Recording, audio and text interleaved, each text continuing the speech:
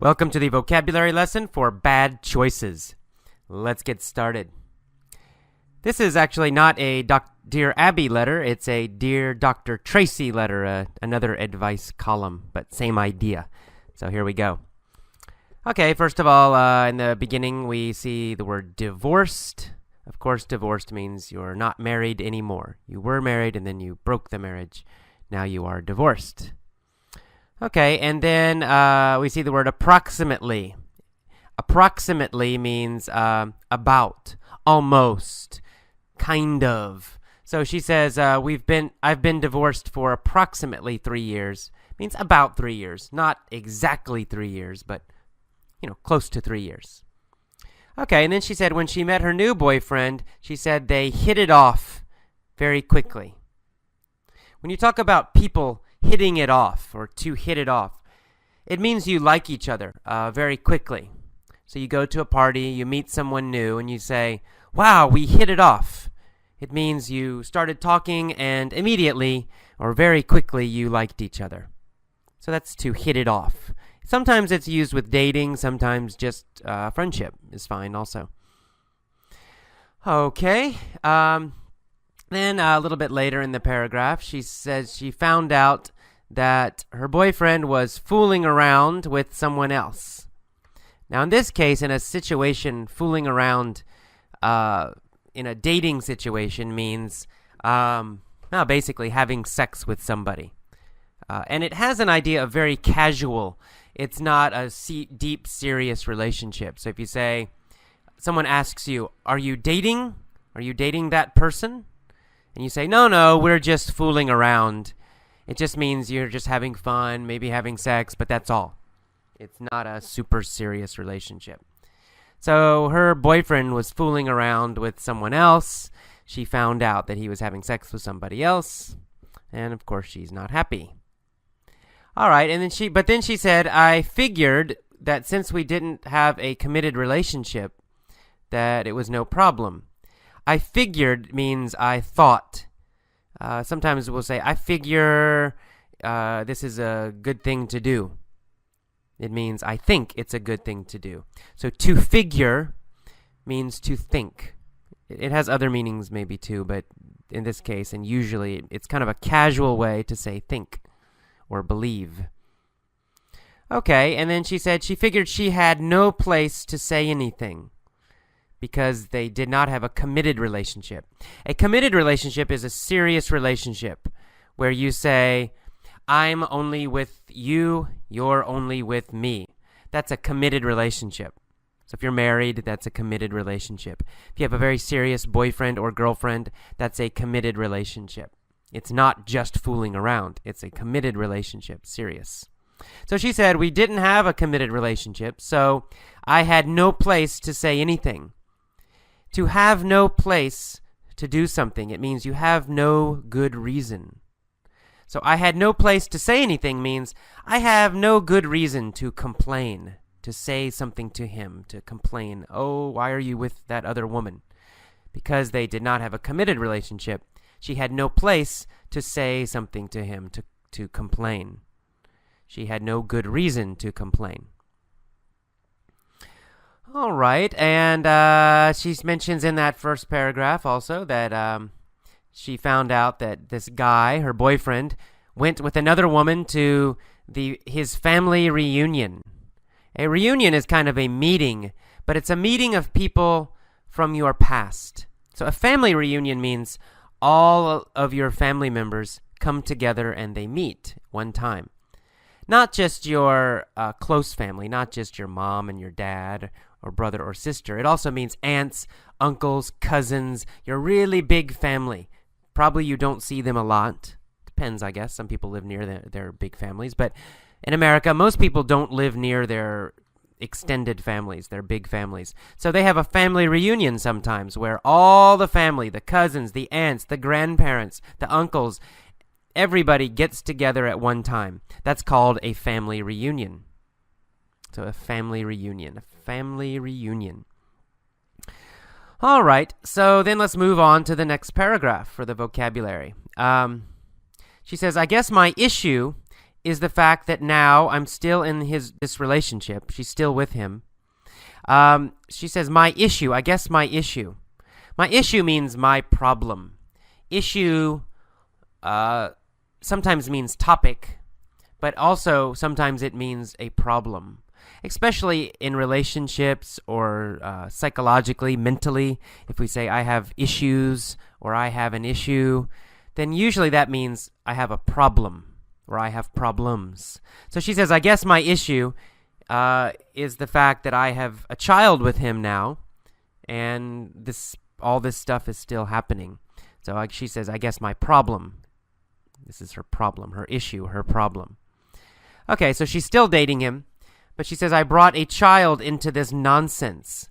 So she's dating her boyfriend. Her boyfriend has another woman, and now they have a child together. Oh, it's complicated.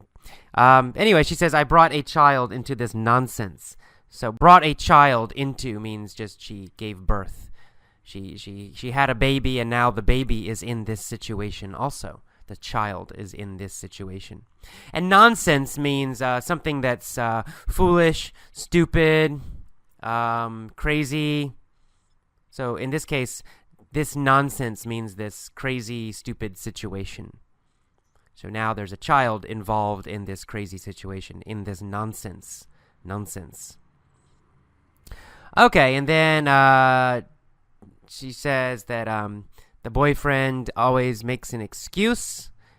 He's always making excuses. An excuse is a reason for doing something that's wrong, right? So if you're late to class and I say, why are you late?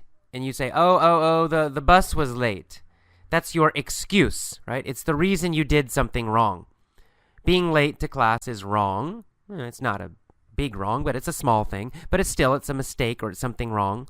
And your reason for doing something wrong is called an excuse. So you say, the bus was late. That's your excuse. That's your reason for doing something that's bad or wrong or criticized.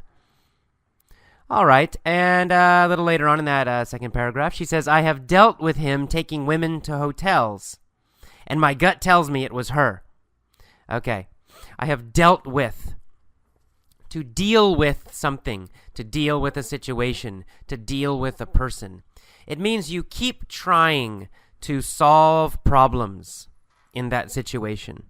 You don't quit, but you also don't solve the problem. So it really has this idea of continuing to survive or continuing to try, usually some difficult situation. So she says, and the past tense is dealt. Present tense is deal. So to deal with somebody means they're difficult, but you'll deal with them. You'll keep trying to talk to them or communicate with them. If you deal with a difficult situation, it means you survive this situation. You keep trying in this situation. You probably don't solve the problem completely, but you also don't quit. You deal with it. Past tense is dealt with. So she says, I have dealt with this difficult problem.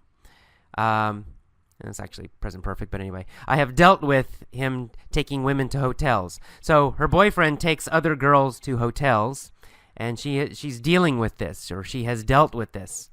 So it means it keeps happening, and she keeps trying to survive the situation, but she can't.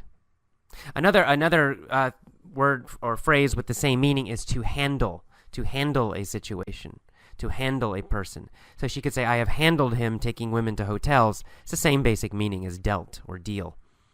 All right, and then she says in that same sentence, my gut tells me it was her. Her means his ex-wife, this one person. My gut tells me means you have a feeling, a deep feeling about some information or something. So my gut tells me it was her. It means she has a feeling, a deep feeling that it was this other woman. But she really doesn't know.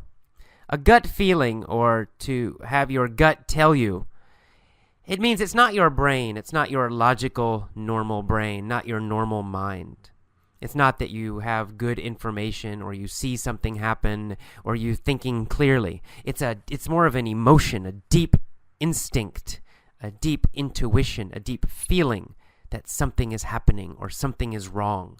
So my gut tells me it was her. She feels it was this other woman. Right? She's not sure. She didn't see the other woman, but she feels it. She feels it deep down. And gut means stomach. Right? Gut means stomach. So it means my stomach tells me. My gut tells me. So it's this deep feeling about something, an intuition. All right, and then next paragraph, starting the next paragraph, she says, I have tried to get over all the cheating. To get over something, of course it has a direct meaning, but in this it also has another meaning, and that is to get over means to forget or to forgive and forget. So I have tried to get over all the cheating. Cheating, of course, means him seeing other women. So she's tried to forget it. She's tried to get over it. She's tried to forget it and not worry about it anymore. To get over someone. For example, if you have an ex-girlfriend, you break up, and after 1 month, you're still very sad. Oh, I'm so sad, right? You can't get over her. But after 6 months, you feel okay. You forget her. It's no problem. If you see her, you're not upset. Then you can say, I got over her. Past tense, right? I got over her. Okay. A little bit later in that paragraph, you see the word, I stand up for myself against his family. I stand up for myself. To stand up for yourself means you fight for yourself. Now, it could mean really fighting with your, hitting and kicking, but usually it just means arguing. So if someone does something bad to you, you won't let them do it. You will say, hey, stop doing that. Don't do that. That's called standing up for yourself. I stand up for myself means I fight for myself. I argue for myself. I am strong for myself. I don't let other people attack me or treat me badly. I stand up for myself. I'm not sure she really does, but anyway, I stand up for myself. Okay, and then a little bit later, she says, I guess the bottom line is, knowing how much he still sees his ex-wife and that there's all this bad stuff happening with the child, the bottom line means the final problem or the conclusion, right? If you say, the bottom line is, I'm really angry. That means that's your final point. That's your main point. That's your conclusion. So maybe I talk a lot about many, many things, but finally, my conclusion, my main point is that I'm angry. The bottom line is that I'm angry. The bottom line is your main point. All right, let's keep going. And he says, I cannot stand her, this other woman. She cannot stand her. If you can't stand someone or can't stand something, it means you hate it. If you say, I can't stand English, it means you hate English. Of course, that's not true, but anyway. If you say, I can't stand Tom Cruise, it means you hate Tom Cruise. So you can't stand something, it means you hate it. And then a little bit later, she uses the phrase that he wants to have his cake and eat it too. To have his cake and eat it too. Or to have your cake and eat it too. This means you want two things, but really you must choose one. Right? So if you have your cake, you keep your cake, then you can't eat it, because if you eat it, then it's gone, right? It disappears. It goes to your stomach. Now you don't have it anymore. So if you have a cake, you can keep it. You can keep it, it looks perfect, everything's perfect. Or you can eat it, right? You can eat it and then it's gone. But you cannot eat it and keep it at the same time. It's impossible. So this phrase, to have your cake and eat it too, it describes a situation where you want two things, but you really can only have one of them. Another example, you go to a store, you want to buy an iPod, and you have $150. And you say, I want to keep my money, and I also want the iPod. Well, it's impossible, right? You can only have one. You want to have your cake and eat it too. Okay, a little later, we see the word paranoid. Paranoid means you're scared of everybody and everything. And you think everybody wants to hurt you. You think everybody wants to cheat you or hurt you. That's paranoid. Then we see the word animosity a little bit later. Animosity is a feeling that you don't like somebody. It's a feeling that somebody is your enemy. If you say, I have animosity towards him, it means you think he is your enemy. You feel he is your enemy. animosity. It means a feeling that someone is your enemy. And then finally, the last paragraph, we see the word dire. Dire. Dire means very difficult or dangerous or terrible. Like a dire situation is a very risky, difficult situation. Maybe dangerous. Or maybe just risky. It means it's easy to fail. It's easy that something bad will happen. Dire, a dire situation. A dire need means you have a terrible need. You really, really need something, or else you will suffer, or something bad will happen. And finally, the last phrase, to hook up with somebody. She says she always hooks up with bad men. To hook up with means to connect. Now, it can just mean to meet. I'm going to hook up with my friend at the movie. That means you're going to meet your friend at the movie. But it can have a dating meaning. If you hook up with somebody, it means you connect with them and you start dating them, or you just have sex with them. If you say, I hooked up with this girl at the bar, it means you met the girl at the bar and you probably went home and had sex. So to hook up with means to meet somebody, but it can also have this idea of just meeting someone and then having sex with them. All right, to hook up with. Let's move on to the mini story now. Bad choices. Dear Dr. Tracy, I am a 33-year-old divorced woman with 4 kids. I was married for 12 years and have been divorced for approximately 3 years. I met my new boyfriend during my divorce. We hit it off and have been together ever since. He is a 44-year-old divorced man. When I met him, he had been divorced for 2 years. Well, I met his ex-wife, and she seemed to be an okay person. What I found out 3 months into my relationship with him was that he was fooling around with his ex-wife again, who also at this time had a boyfriend of her own. I figured that since I did not have a committed relationship with him, I had no place to say anything. The problem is, it continued further into our relationship, up to the point when I found out I was pregnant. At the same time, I found out that he and his ex-wife planned to go to his family reunion together. Of course, before all of this, I drove by his house one night and saw her car parked outside his home. The excuse I got after all of this was that they were considering getting back together. I thought it was very funny that as soon as she met me, she found interest in him again. I guess my issue is the fact that I'm now still in this relationship. I have brought a child into this nonsense, and I hate the fact that he keeps in contact with her. My boyfriend has taken responsibility for her son from a previous relationship. His excuse for having so much contact with his ex-wife is because of that boy.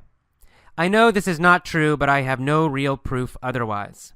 I have also dealt with him taking women to hotels, and my gut tells me it was her. But he promises it was not her. I have tried to get over all the cheating. I know that she is very close to his family, and I also know that his family does not like me because I stand up for myself. I guess the bottom line is knowing how much contact his ex-wife has with him and the fact that he knows that I can't stand her. Am I in a weird relationship with a man that wants to have his cake and eat it too? Or am I being paranoid and need to just trust him when he says he does not want her? I have never had so much animosity towards 2 people in my life. I do love this man, but I feel like I have put myself back in an unhealthy relationship with a man that is trying to lie to me. To be totally honest, now that I have his child, I even hate the fact that he helps her son. She never has to ask for anything regarding that boy, but I have to constantly remind him when our son needs something. He does it for the other boy without thinking, but my son is a second thought, even when I have said, "Look at your son, he is in dire need." I was married to a cheating man and hooked up with another cheating man. I wonder if it's just my bad choices in men.